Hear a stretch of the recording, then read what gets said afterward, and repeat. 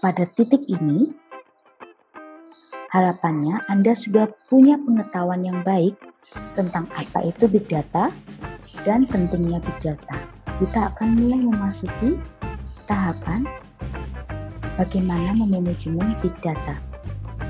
Dimulai dengan mengenali problem-problem yang terkait dengan manajemen Big Data. Daripada memberikan definisi manajemen Big Data itu seperti apa, mari memikirkan pertanyaan-pertanyaan yang harus ditanyakan dan tentu saja harus dijawab jika Anda hendak memanage sejumlah besar data. Silakan scan QR Code berikut untuk menjawab pertanyaan sebelum melanjutkan video.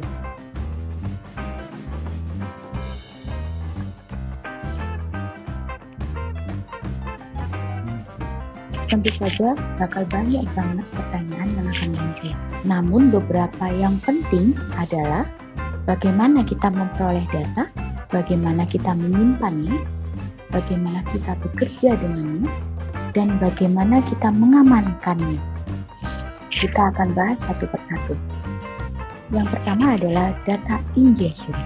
Ingestion adalah proses mendapatkan data hingga masuk ke dalam sistem yang kita buat. Mungkin Anda bertanya-tanya, ngapain kita ngomongin soal ini? Kita kan tinggal baca data dari file, kemudian mengkopinya untuk dimasukkan ke sistem. Atau bahkan, kita masukkan saja datanya secara manual. Dua cara itu adalah valid dan sebenarnya banyak digunakan. Contoh, kalau kita mau beli tiket pesawat, pasti kita akan memasukkan data-data yang kita perlukan terkait dengan tiket yang mau kita beli.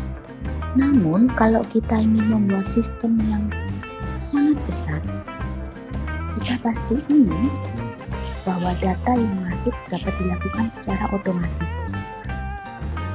Jika tidak, bayangkan berapa lama waktu yang diperlukan hanya untuk memasukkan data ke dalam sistem. Sekarang, ada beberapa pertanyaan yang perlu dipikirkan ketika ingin otomatisasi untuk data ingestion. Berikut adalah pertanyaan-pertanyaan. Kita akan lihat dua contoh untuk dapat lebih mengeksplor pertanyaan-pertanyaan itu. Contoh pertama adalah sistem informasi rumah sakit. Katakanlah, sistem ini dibuat untuk memprediksi ketepatan penanganan pasien di rumah sakit itu. Rumah sakit itu sudah mengumpulkan data sejumlah ratusan terabytes dari berbagai departemen, sehingga sudah bisa dikategorikan sebagai big data. Dengan sistem informasi dan pengetahuan yang ada, kita dapat menjawab pertanyaan-pertanyaan ini secara hipotesis. Ini hanya contoh, tapi bisa dipakai sebagai ilustrasi beberapa poin penting. Pertama, dapat kita lihat kalau terdapat dua jenis data. Data berupa gambar punya ukuran yang besar, dan data rekam yang berupa teks berukuran kecil, namun jumlahnya sangat besar. Kedua, dengan adanya data pasien yang banyak, jumlah data source di departemen-departemen yang berbeda tidak berubah banyak. Ketiga, laju perolehan data tidak terlalu besar dan sesuai dengan aktivitas pasien yang ada di rumah sakit. Keempat, sistem ini tentang rekam medis. Jadi, data tidak bisa dibuang meskipun terdapat error. Errornya ditandai, namun tetap disimpan. Nah, ini adalah aturan yang disebut aturan penanganan error. Setiap aplikasi bisa jadi memiliki aturan yang berbeda. Aturan penanganan error ini termasuk dalam skema besar aturan yang disebut ingestion policies. Contoh lain dari aturan ingestion ini termasuk keputusan yang harus dilakukan sistem jika laju data tiba-tiba meningkat atau sangat drop. Pada kasus ini, kita memutuskan hal ini tidak termasuk dalam desain. Contoh kedua adalah penyimpanan data berbasis cloud, di mana banyak orang menyimpan pesan, chat, gambar, video, musik, dan lainnya. Penyimpanan ini juga memberikan layanan komunikasi antar pengguna dan menyimpan komunikasi tersebut secara real time. Sekarang mari kita bandingkan dengan jawaban dari pertanyaan kasus pertama. Lagi-lagi ini cuma contoh ya. Di kasus ini, 1. Aplikasi akan mempunyai keanggotaan yang bertumbuh cepat. Setiap anggota dapat menggunakan beberapa alat untuk memasukkan data. Kedua, situs akan diupdate dengan laju sangat cepat, sehingga data yang disimpan menjadi besar dan memiliki laju ingest yang cepat. Ketiga, challenge utama kita adalah untuk keep up dengan laju data, sehingga data yang error langsung dibuang setelah hanya satu kali kesempatan retry. Keempat, terdapat aturan untuk menangani data overflow, yaitu dengan menyimpan lebihan data di penyimpanan situs dan memasukkan data lebih tersebut saat laju data lambat. Saat penyimpanan situs hampir penuh, mulai drop data yang masuk dengan laju 0,1%. Dapat kita lihat sekarang mengapa data ingestion beserta aturannya adalah bagian terintegrasi dari sistem big data, terutama jika menyimpan data yang cepat. Sekarang kita bahas tentang data storage. Tujuan dari infrastruktur storage tentu saja agar bisa menyimpan data. Terdapat dua masalah terkait dengan storage di sini. Masalah pertama adalah kapasitas. Seberapa banyak storage yang harus kita alokasikan? Artinya adalah berapa ukuran memori, berapa besar, dan berapa unit disk yang harus kita punya. Selain itu juga ada permasalahan tentang skalabilitas. Apakah sebaiknya alat storage tersebut langsung ke komputer agar I/O langsung bisa cepat tapi tidak fleksibel skalabilitasnya? Atau tertaut di jaringan, di mana jaringan itu menghubungkan komputer-komputer dalam klaster. Ini akan membuat akses data lebih lambat, tapi kita dapat menambah storage dengan mudah. Pertanyaan atau problem berikutnya terkait dengan kecepatan. Pertanyaan ini sering dikaitkan dengan diagram ini yang disebut sebagai hierarki memori. Pada puncak piramid terdapat register dan cache memori yang tersimpan di CPU dan sangat cepat. Main memory memiliki kecepatan 65 nanodetik per akses. Sangat jauh jika dibandingkan dengan magnetic disk atau yang kita kenal dengan hard disk yang memiliki kecepatan akses hanya 10 milidetik. Perbedaan ini menyebabkan perlunya struktur data dan algoritma yang tepat agar dapat menggunakan hard disk, namun meminimalisasi biaya pengoperasian I/O. Bagian atas piramid memiliki volume storage yang kecil, namun lebih cepat dan lebih mahal per byte-nya. Sedangkan bagian bawah piramid memiliki volume storage yang besar, lebih lambat, sehingga biayanya lebih murah per byte. Storage mana yang harus digunakan adalah sekali lagi tergantung dari karakteristik data. Oke, kita sudah dapat menyimpan data dengan efisien. Apakah itu cukup? Apakah ada cara agar kita dapat tahu bahwa data kita error free? Ada banyak alasan kenapa kita perlu memikirkan tentang kualitas data. Di sini kita cuma akan bahas 3 alasan saja. Alasan pertama adalah untuk menekankan kegunaan utama dari big data, yaitu kegunaannya untuk memberikan insight yang dapat dilakukan aksi.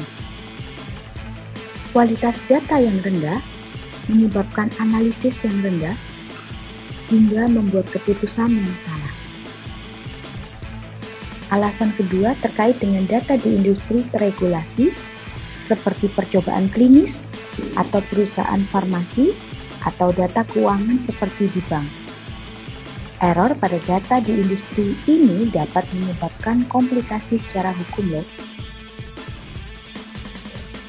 Alasan ketiga adalah jika big data Anda akan digunakan oleh orang lain atau pihak lain.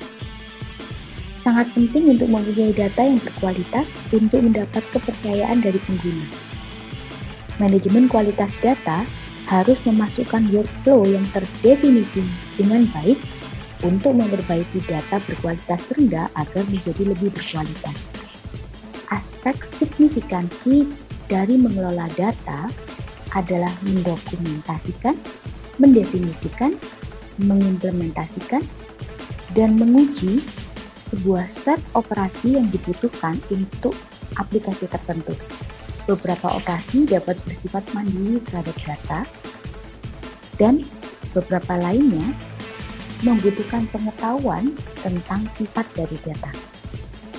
Secara umum, terdapat dua pembagian operasi. Yang pertama adalah operasi-operasi yang bekerja dengan objek tunggal. Yang kedua adalah operasi-operasi yang bekerja dengan kumpulan objek. Pada kasus pertama, contohnya adalah operasi cropping sebuah gambar. Ada beberapa sub untuk kategori kedua.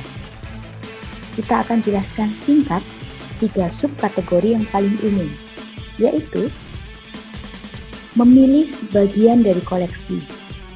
Contohnya adalah operasi subset. Yang kedua adalah mengkombinasikan koleksi-koleksi, seperti operasi merge. Dan yang ketiga adalah menjalankan fungsi pada koleksi. Misalnya operasi count. Setiap operasi harus efisien. Artinya, setiap operasi harus mengerjakan pekerjaannya sesingkat mungkin dengan menggunakan memori sesedikit mungkin. Tentu saja waktu performa dari operasi sangat bergantung pada ukuran input dan output. Sehingga jika ada kesempatan, operator dapat memisahkan datanya sehingga dapat dioperasikan di beberapa tempat dalam waktu yang bersamaan, sebaiknya hal itu dilakukan. Contoh sederhana adalah operasi selection yang memilih sebagian dari set secara random untuk kondisi tertentu. Agar lebih efisien, kita dapat mempartisi data input secara random dalam 2 grup. Dalam setiap grup kita dapat melakukan operasi subset dan mendapatkan hasil yang parsial. Pada operasi ini, hasil yang parsial dapat langsung dikirimkan ke output. Namun, mungkin saja di operasi-operasi yang lain perlu ada tambahan proses sebelum diberikan kepada output. Terdapat banyak cara untuk melihat skalabilitas. Salah satu caranya adalah melihatnya sebagai scaling up dan scaling out. Secara sederhana, perbedaan antara scaling up dan scaling out secara sederhana adalah sebuah keputusan yang harus diambil antara membuat server yang lebih powerful dengan membeli memori dan prosesor, meningkatkan kecepatan internet, melawan menambah jumlah server dan menghubungkannya pada sebuah jaringan yang mungkin tidak perlu terlalu cepat. Nah, sebenarnya tidak ada kebenaran yang mutlak di sini. Dalam banyak kasus, kita akan memilih opsi pertama. Namun, tren umum di dunia big data adalah opsi kedua. Sebagian besar sistem manajemen big data didesain untuk beroperasi pada komputer-komputer yang tercluster dan memiliki kemampuan untuk beradaptasi ketika ada tambahan mesin atau ada mesin yang gagal. Manajemen cluster dan manajemen operasi data dalam sebuah cluster adalah komponen penting dalam big data management system. Sekarang kita akan bahas masalah kompleks terkait data security. Pastinya memiliki data yang sensitif akan membutuhkan security yang lebih. Bahkan jika data disimpan di gedung perusahaan pun, kita masih butuh rencana security seperti menempatkan satpam atau membeli sistem keamanan. Masalah security akan menjadi lebih kompleks ketika sebuah sistem big data dibangun di cloud, di atas banyak mesin. Kita harus memastikan security tidak hanya pada mesin, tapi juga pada jaringan yang banyak digunakan untuk transfer data antara mesin pada setiap operasi. Sebagai contoh, jika penyimpanan data dan analisa data dilakukan pada server yang berbeda, maka kita perlu memastikan keamanan jaringan. Salah satu cara adalah dengan melakukan enskripsi pada data saat ditransfer. Data kemudian dapat dideskripsi setelah sampai pada tujuan. Hal ini tentu saja meningkatkan biaya operasional, sebab ada tambahan operasi yang harus dilakukan. Meskipun terdapat banyak produk security, metode untuk memastikan keamanan dan mencapai efisiensi sekaligus masih menjadi isu riset dalam big data management.